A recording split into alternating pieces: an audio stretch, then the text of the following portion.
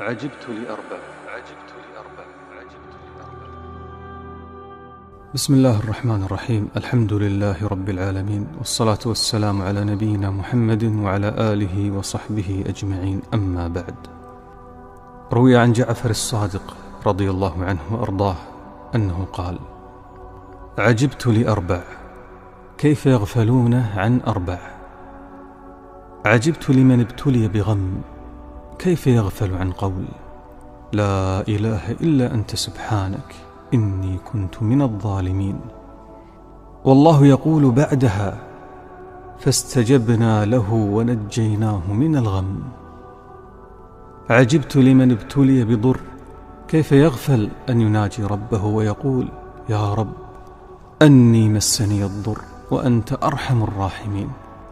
والله يقول بعدها: فاستجبنا له فكشفنا ما به من ضر.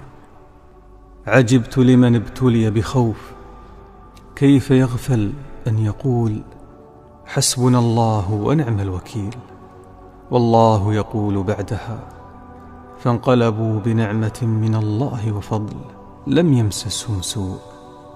عجبت لمن ابتلي بمكر الناس كيف يغفل أن يقول: وأفوض أمري إلى الله إن الله بصير بالعباد.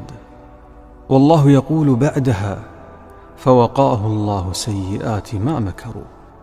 نسأل الله العظيم أن يجعلنا من الذين يبصرون هذه الكنوز القرآنية ويعملون بها ويحفظونها في قلوبهم.